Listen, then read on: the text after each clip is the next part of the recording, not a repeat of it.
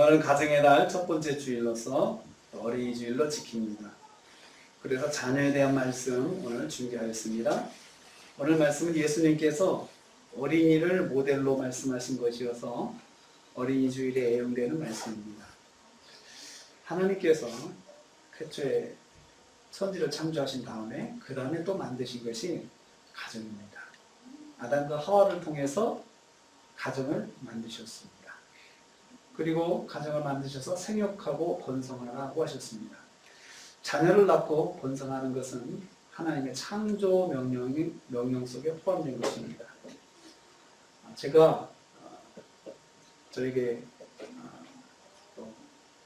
성경 공부를 가르치신 교수님께서 사모님하고 같이 이제 식사를 하는데 자녀분들이 다 참 믿음으로 자라서 잘 하셨어요. 잘 자라셨어요. 그래가지고 믿음 생활을 참 잘하고 있어요.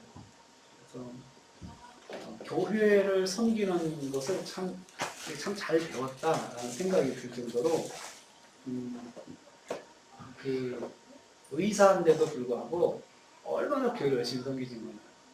그래서 부모님이 오히려 자녀들의 믿음 생활을 보면서 야, 우리하고 좀 다르게 신앙생활 하지만은 참 잘한다라고 참 만족을 하고 계신데 사모님이 그런 말씀 하시는 걸 들었어요. 우리가 결혼해서 자녀를 낳고 너희들을 세상에 하나님 보내주셔서 우리가 양육하고 참 잘했는데 우리의 성공은 어디에 있을까? 우리의 성공은 어디에 있을까? 그걸 종종 성경을 보면 생각을 한다는 거죠. 우리가 가정을 위해서 가정생활을 했는데 우리의 가정생활의 성공은 어디에 있을까? 성경을 통해서 볼 때 사모님 말씀은 그러시더라고요. 자녀들한테 그 이야기 했대요. 너희들이 세상을 살면서 많은 출세와 성공을 하는 것 그것이 우리의 성공이 아니야. 우리의 성공은 하나님께서 가정을 이루게 하셔서 너희들을 주셨고 너희들이 또 우리를 이어서 예수님 믿는 그 믿음의 가정으로 살아갈 때 나는 우리가 성공했다라고 생각해. 그런 말씀을 자녀들에게 진지하게 말씀하셨다고 그러시더라고요. 이 말씀하시는 목적은 그러니까 너도 네가 성공적인 성경에서 말씀한 하나님께서 기뻐하시는 정말 성공적인 가정생활을 했다라고 하려면 너의 자녀가 네가 없이도 하나님 믿는 믿음 안에 살도록 네가 만들어 준다면 너는 정말 하나님께서 성공적인 가정생활, 하나님께서 가정을 이루게 하신 그 목적을 달성한 정말 성공적인 가정생활을 하는 가정이 되는 거야 라고 그렇게 말씀하시는 것을 들었습니다. 그 말씀을 듣고 저도 성경을 통해서 가만히 묵상을 해봤어요. 이 가정의 달을 맞이해서 그분의 말씀이 생각이 났는데 우리의 가정생활의 성공은 어디에 있을까? 우리의 자녀 양육의 성공은 어디에 있을까? 우리는 자녀들이 공부 잘해서 출세해서 또 정말 세상에서 성공하는 그런 거 되면은 그걸 바라고 있습니다. 그렇게 되기를 바랍니다. 그런데 그걸 이루고 만약에 아이들이 믿음을 갖지 않고 믿음 생활을 안 한다고 하면 우리는 사실 아이들을 세상적으로는 성공하게 만들었어도 성경적으로 하나님 보실 때 아이들의 성공을 만들어주지 못합니다. 그러한 책임이 우리한테 있다는 것을 우리는 성경을 통해서 깨닫게 됩니다. 오늘 주님께서 자녀들을 어린 아이들을 이 가운데 세우시고 제자들의 질문에 대답하시는 그 말씀의 장면인데요. 제자들이 질문을 했어요. 누가 천국에서 크냐고 질문했습니다.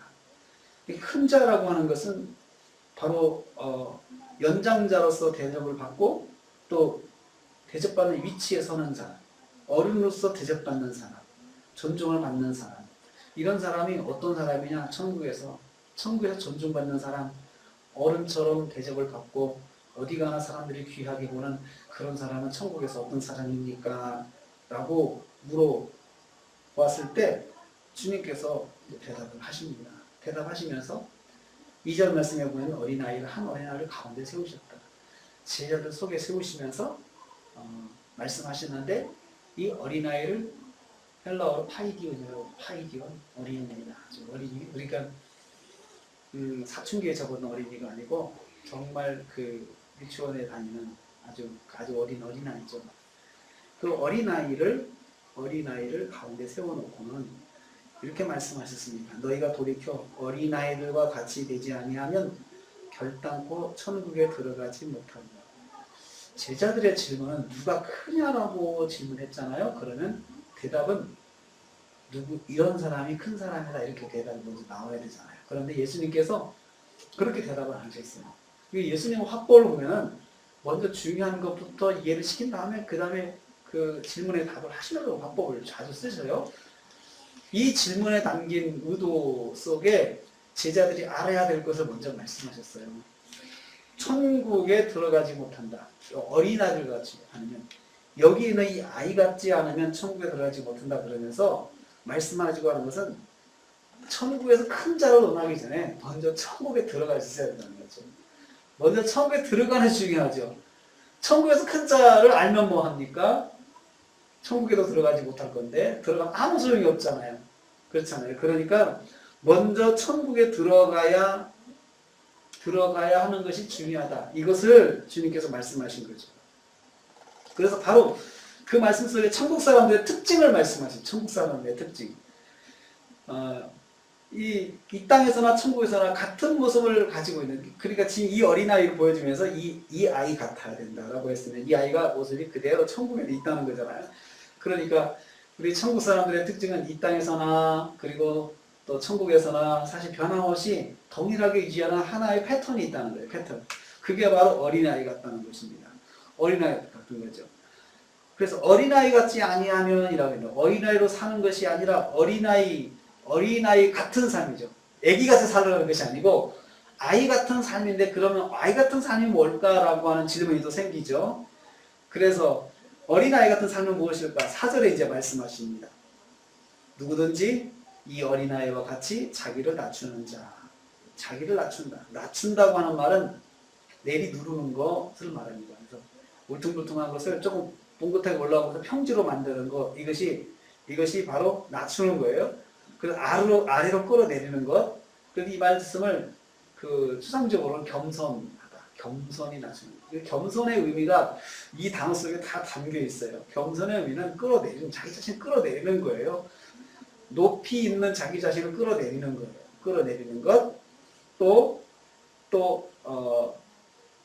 뭔가 솟아있는 자신의 어떤 우쭐한 모습을 평지로 깎아내는 것.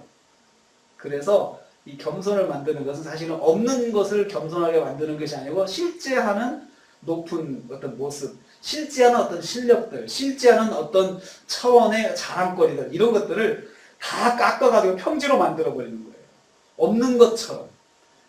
평지 위에 솟아나 있는 그런 모습을 정말 잘나서 솟아나 있고 성공해서 솟아나 있고 이런 것들을 다 깎아가지고 평지처럼 만들어서 다른 사람과 똑같이 되는 것.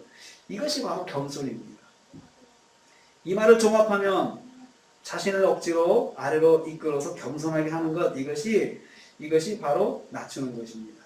그런데 이것은 의지적으로 낮추는 걸 말하죠. 의지적으로 낮추는 것. 그래서 어떻게 보면은 깎을 것도 없는 사람이 겸손하게 산다고 하는 것은 아무 의미가 없습니다. 낮출 것도 없는 사람이 겸손하게 산다는 것은 사실 의미가 없어요. 낮출 것이 많고 높은 것이 많이 있는 자기 삶에서 이렇게 솟아나 있는 많은 것들이 있는 것을 가지고 있는 사람들이 그것들을 다 깎아내릴 때 그것을 우리는 겸손이라고 이야기할 수 있습니다. 예수님께서 어린아이 같은 삶이 무엇인지 명확하게 말씀해 주셨습니다. 자신을 의도적으로 겸손하게 만드는 것입니다. 이렇게 사는 사람이 천국에 들어가는 사람입니다. 천국에 들어가는 사람들의 특징이죠. 천국 백성의 특징은 자기를 낮춘다는 거죠. 이 땅에 살면서 자기를 낮출 줄 알면 이 사람이 천국 백성이라는 사인이라는 거죠. 자기를 낮출 줄 알면.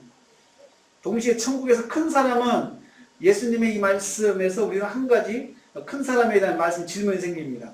어린아이가 제 자신을 낮출 대상이 누구냐면, 겸손의 대상이 있잖아요. 누구 앞에서 겸손하고 누구 앞에서 겸손한 거지? 막무가내 그냥 다 겸손한 거 아니잖아요. 사람들 앞에서 겸손한 건지 어디서 겸손한 건지 겸손의 대상이 누구냐는 거예요. 이게 질문이 생깁니다. 바로 하나님 앞에서 자기를 낮추는 거예요. 하나님 앞에서 자기를 낮추는 것입니다.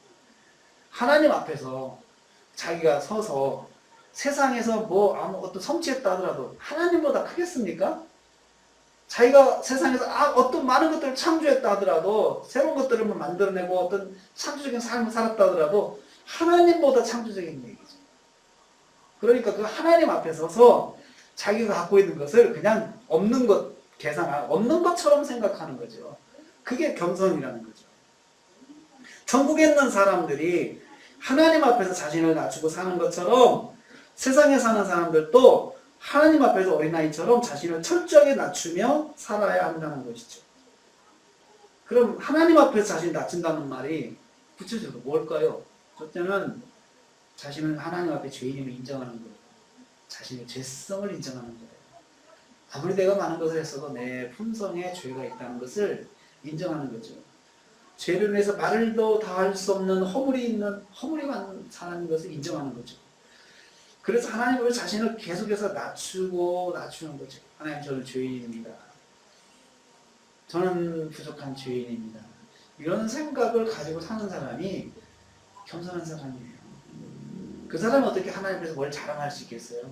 하나님, 제가 죄인입니다. 이 말밖에 할 수가 없는데 어떻게 하겠습니까? 이런 삶을 사는 사람은 사람들 앞에서도 겸손하게 살아갈 수가 있어요. 자기가 하나님 앞에 있잖아요. 사람 앞에 있어도 다 하나님 앞에 있잖아요. 그러니까 겸손하게 살 수가 있는 것이죠. 겸손하게. 하나님을 의식하고 살기 때문에 누구에게든지 교만하게 행동하지 못합니다. 어린아이는 부모의 말을 잘 듣잖아요. 어린아이는 아이에 대한 이야기를 하면은 말을 잘 듣죠. 아이들이 자기 주장과 생각은 있긴 하지만 그래도 부모 말에 잘 순종하잖아요. 9시에 자는 시간이다 그러면 다 자잖아요. 자기 싫다고 말은 하지만 따라주잖아요. 그 규칙에 따라 부모의 말에. 또 일어나서 씻어야 된다. 손을 씻어야 된다. 그러면 싫어하지만 아이들이 안 하려고 하지만 결국 부모 말에 네 하고 가서 하잖아요. 그런데 그 전에는 더 어렸을 때는 다 하잖아요. 또 시키는 대로. 자야 된다 그러면 자고. 그렇게 하잖아요. 하나님 말씀에 자기 주장을 하지 않고 하나님 말씀대로 순종하는 삶을 사는 삶에서 이 사람이 어린아이 같은 사람이에요. 믿음 생활하면서 어린아이 같은 사람은 하나님 말씀이면 그 말씀대로 순종할 줄 아는 사람. 내 생각은 다르지만 이것이 하나님 말씀이니까 하나님 말씀대로 해야겠다. 이렇게 생각하는 사람이 어린아이 같은 사람이에요.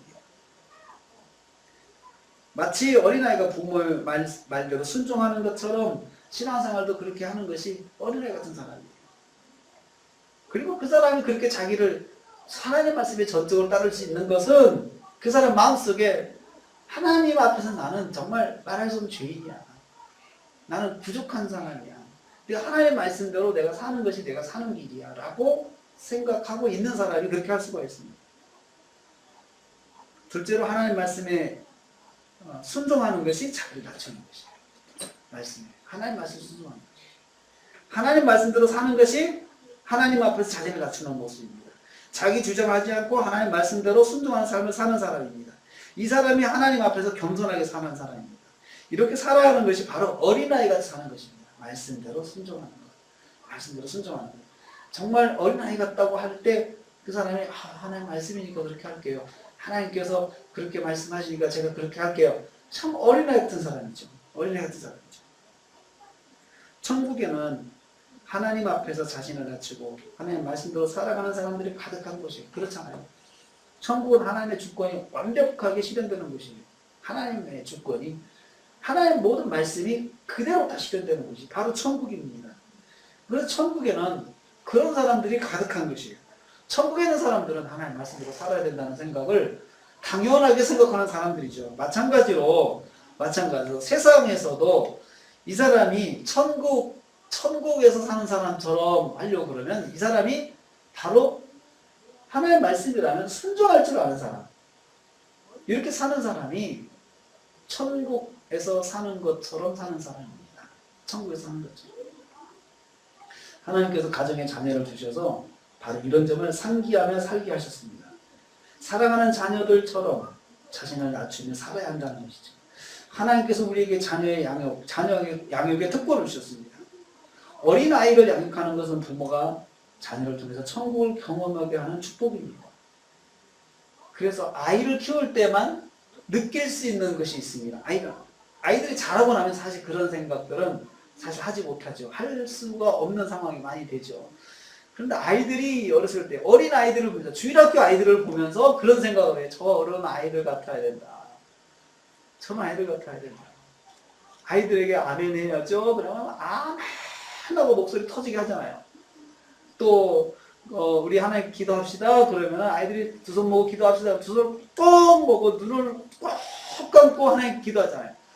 그런 모습을 보면서 저 아이들처럼 하나님 말씀에 저렇게 반응을 해야 되는데 참 내가 그런 반응을 했던 때가 언제였던가 생각할 정도로 그런 생각이 들 때가 있습니다. 그런데 그 아이들을 보면서 오늘 이 아이들 어린이 주일날 이 앞에서 선물 받는 아이들을 보면서 야 저렇게 감사하고 저렇게 기뻐하고 또 그런 것 받으면서 정말 좋아하는 거 보면서 우리가 언젠가부터 선물을 받으면서 그런 감격과 기쁨이 사라졌습니다. 아주 그냥 큰 거 저쪽 강남에 아파트는 한차 사줘야 감동하고 기절하지 다른 것은 감동이 안 돼요. 안 돼요. 근데 아이들 보세요. 이 작은 거 우리가 했는데 얼마나 아이들이 좋아합니까? 또 선물 받으러 앞에 나오라고 하면 우리 사실 못 나와요. 크면 못 나와. 어른분은 아이들 나와가지고 뭐 좋아서 뭐 그냥 한마디씩 다 하잖아요. 그런 모습을 보면서 야 내가 하나님 앞에서 작은 거라도 하나님 내게 응답하시고 주셨을 때 내가 저렇게 해야 되는데 저런 반응하면 우리도 좋은 것처럼 하나님도 참 좋으실 거 아니냐 이거죠. 그러니까 가정에서 자녀들이 생일날 선물 줄 때 막 좋아하는 것, 또 크리스마스 때 어렸을 때 아이들이 선물이 왔다, 크리스마스 선물 왔다 그러면 자다 일어나서 눈을 피면서 막 좋아하는 거 이런 거 있잖아요. 그런 거 보면서 야 하나님께서 자녀들을 통해서 내가 믿음 생활을 어떻게 해야 되는지 이렇게 상기시켜주고 하는 것을 볼 수가 있습니다. 우리가 이미 성령에 대해서 어린아이 같은 모습을 상실화했습니다. 세상에 물들고 세상의 문화에 빠져 살 때가 많습니다. 그러나 우리는 세상을 살면서 천국의 자녀됨을 잊지 말아야 합니다. 그리고 천국의 자녀다운 삶을 살아야 합니다. 세상적으로 살다가도 어린아이들을 통해서 천국 백성다운 모습으로 되돌리게 하십니다. 아이들을 보면서 내가 저런 모습을 가져야 되는데 하고 우리의 생각을 되돌릴 때가 있단 말이죠. 그리고 교육 공동체 안에서도 다른 가정의 아이들을 보면서 우리 아이들을 보면서 천국의 백성으로서의 모습이 나 이래야 되는데 하고 하는 그런 깨우침이 불쑥불쑥 일어나요. 아이들을 보면서. 그래서 아이들이 어렸을 때 교회가 아이들만 보면은 웃음이 나오잖아요. 기쁨이 오잖아요. 아이들 지호 어렸을 때 용재랑 어렸을 때 와가지고 보면은 아이들 보면 기쁘잖아요. 그냥 교회에 기쁨을 주잖아요. 가정만 기쁨 주는 것이 아니에요. 교회도 기쁨을 줘요. 이 아이들이 그렇게 기쁨을 줬어요. 승빈이, 태용이 다 그랬어요. 슬범이 다 그랬어요. 아이들이 이제 커가지고는 기쁨을 주는 아이가 아니고 이제는 덤덤하니 이렇게 있는 거 보면서 저 아이들이 저렇게 컸는데 또 새로운 아이들을 통해서 그런 기쁨을 하나님께 회복하게 하시는 것을 보게 됩니다. 예수님께서 어린아이를 제자들 가운데 세우신 것처럼 다른 집의 아이들을 보면서 우리도 어린아이다운 모습을 되돌려 놓을 수 있습니다. 어린아이다움의 핵심은 하나님 앞에서 겸손입니다. 핵심, 하나님 앞에서 겸손. 그 겸손이 가식이 아니고 진심으로 겸손한 거죠. 네! 하고 우리 이렇게 해야죠. 네! 하고 진심으로 반응하는 그 모습, 그 겸손 우리가 어린아이를 통해서 배워야 될 모습입니다. 여기에 주님께서 문제 상황에 대해서 말씀하십니다. 6절 말씀이에요. 어린아이들을 우리가 키울 때 하나의 문제 상황인데 6절에 보면 이런 말씀 한번 볼까요? 6절 말씀에 같이 읽을까요? 누구든지 나를 믿는 이 작은 자 중 하나를 실족하게 하면 차라리 연자 맷돌이 그 목에 달려서 깊은 바다에 빠뜨려지는 것이 나으니라. 어린아이를 실족하는 문제, 실족하게 하는 문제입니다. 여기 이중적인 코드를 쓰고 있어요. 믿는 자 중에 한 사람을 실족하게 하는 것과 그 다음에 어린아, 이 작은 자 중 하나를 실족하게 하는 거죠. 실족하게 하는 거죠. 실족하게 한다는 말은 넘어지게 하는 것입니다. 이 말씀을 잘 읽어봐야 됩니다. 소자 중 하나를 실족하게 하는 것은 그 목에 연자맷돌을 달아주는 것과 같은 것이라는 거거든요. 한 사람을 실족하게 하는 것은 그 사람을 무거운 맷돌을 목에다 걸어서 물에 빠뜨리나 똑같은 거죠. 빠져 죽으라는 거죠. 내가 그 사람을 죽이려고는 안 했지만 죽도록 환경을 만들어 놓은 거죠. 자녀를 실족하게 하는 일은 자녀를 죽게 하는 것이라는 뜻입니다. 그러므로 자녀를 실족하게 하는 일이 있었다면 정말 철저하게 회개하고 자녀에게 사과도 해야 할 것입니다. 정말 그 아이가 죽을 수 있다는 거죠. 내가 실족하게 한 것 때문에. 어떻게 하는 것이 자녀를 실족하게 하는 것일까요? 에베소서 말씀에서 그 예를 찾아볼 수 있습니다. 에베소서 6장 4절 말씀입니다. 아비들아 너희 자녀를 노엽게 하지 말고 오직 주의 교훈과 훈계로 양육하라. 자녀를 분노하게 하지 말아야 합니다. 불합리한 징계, 불합리한 상황으로 자녀들을 혼란스럽게 만드는 것이 자녀들을 실족하게 하는 것입니다. 그 불합리한 징계나 불합리한 상황은 뭐냐면 하나님 말씀에서 벗어나는 하나님의 말씀과 교훈으로 양육하지 못하는 거죠. 그게 왜 그러냐면요. 우리가 주의 교훈과 주의 훈계로 양육하는 것과 내 가치관과 내 생각으로 교육하는 것과 차이점이 있어요. 내 가치관과 생각이 언젠가는 변한다는 거예요. 그런데 주의 교훈과 훈계는 변하지 않는 거죠. 그리고 기준이 명확해요. 이렇게 해야 된다는 명확한 것입니다. 어느 상황이든지 간에 명확하죠. 그런데 내가 가지고 있는 기준은 상황에 따라서 기준이 바뀌어요. 그래서 어떤 때는 하라고 했는데 어떤 때는 하면 안 된다고 이야기를 하죠. 10년 전에는 하라고 했는데 10년 후에는 하면 안 된다고 이야기를 하는 거죠. 그러면 아이가 혼란이 일어납니다. 또 어떤 때는 그나마 어떤 경우에는 막 자꾸 변해요. 어제 오늘 변해요. 지난주 오늘 자꾸 변해요. 그러니 아이들이 혼란이 일어나죠. 그러면서 변하고 또 잘못 가르치면서 화를 내고 그 다음에 그 교훈을 강요를 하고 그러면 그 아이가 옛날에는 안 했는데 왜 이렇게 해야 되는지 아이가 이해는 하지 못하지만 강압적이니까 할 수밖에 없는 거죠. 이럴 때 아이가 분노가 쌓이게 되는 거죠. 마음속에 화가 쌓이는 거죠. 주의 말씀을 기준으로 자녀를 양육하지 못하고 세상적인 가치관으로 자녀를 양육하는 것은 자녀를 노엽게 하는 것입니다. 세상의 흐름을 따라 자녀를 양육하는 것도 자녀를 실족하게 하는 것이라는 세상의 흐름을 따라서. 근데 여러분 그게 다 사람들이 그렇게 하는데 우리가 그렇게 안 할 수가 없는 것이 참 그게 딜레마입니다.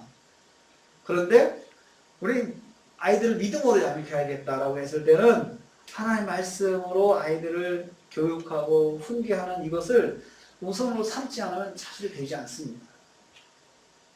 이삭의 가정은 자녀의 분노가 집안을 고통스럽게 하는 가정입니다. 이삭의 가정은. 성경에서요. 두 사람은 20년이라는 오랜 시간 동안 기도해서 자녀를 낳았습니다.